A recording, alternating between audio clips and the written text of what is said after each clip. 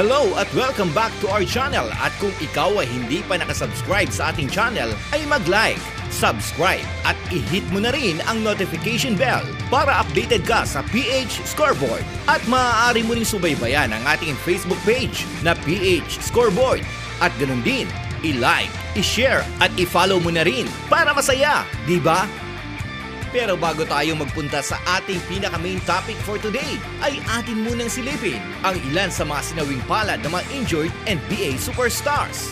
Ang pinakauna sa ating listahan ay mula sa defending champion na Los Angeles Lakers at 2020 Finals MVP na si Anthony Davis na mananatili na wala sa lineup hanggang sa All-Star break dahil sa calf strain.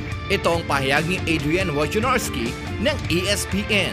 Ayon sa kanya, si Davis ay i-re-evaluate sa loob ng 2 o 3 linggo bago pa siya maibalik ng laro. Ang laro ng All-Star break ng NBA ay nakaschedule hanggang sa March 5 to 10. Kung kaya si Davis ay maaalalang na-injured nung nakarang linggo na ikinatalo rin nila sa Denver Nuggets. At umabsent din ito sa 2 laro last week dahil sa injury malapit sa Achilles na pinatunayan ng MRI examination noong Lunes. Ang pangalawa ay itong si Kawhi Leonard na di muna makapaglalaro dahil sa iniindang lower leg bruise. Matatandaan nung nakarang linggo ay na-injure ito sa laro nila laban sa Cleveland Cavaliers.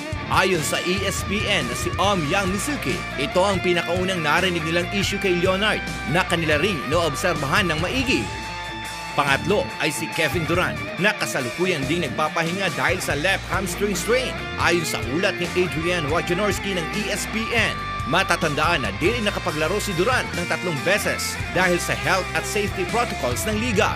Ngunit ngayon naman ay masa-sideline na naman siya ng 2 laro dahil sa mild hamstring injury.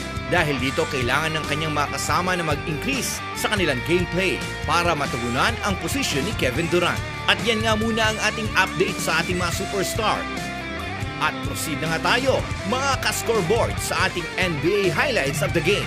Sa araw na ito, February 16, 2021, araw dito sa Pilipinas. Houston Rockets versus Washington Wizards. Nalampasan na ni Bill ang ka-ex-teammate nito na si John Wall at pinangunahan ngayon ang Wizards laban sa Rockets. Sa laro nga kanina ay nagkaharap muli ang magka-ex-teammates na si Bradley Beal at John Wall. Sa larong ito, nasuot ang magkaibang jersey uniforms at wala nga mga fans na nag-cheer sa loob ng Capital One Arena. Isang bagay lang ang hindi nagbago sa kanila, ang pagiging motivator ng bawat isa sa kanilang mga best play. Nakascore si Bill ng 37 points para sa Wizards. Alam niyo bang itong si John Wall ang personal na nag-request na ma-trade bago pa man magsimula ang season at ipinalit nga para sa kanya si Russell Westbrook? Hindi rin nakapaglaro ang 4 na starters ng Rockets na sina Eric Gordon, Victor Oladipo, Christian Wood at PJ Tucker. At nagharap din ngayong araw ang rivalry ng Golden State Warriors at Cleveland Cavaliers na may bagong mga mukha maliban kay Kevin Love na hindi rin nakapaglaro ngayong araw. Naging mainit ang laban sa first and second quarter, ngunit namayagpag ang Golden State Warriors sa third and fourth quarter nang bumanat si Stephen Curry ng 36 points lamang na naging dahilan ng kanilang pagkapanalo. At ito rin ang ika-8 sunod-sunod na talo ng Cavaliers. Si Stephen Curry ay nakascore ng 36 points sa buong laro at nanguna sa 129-98 panalo ng Warriors.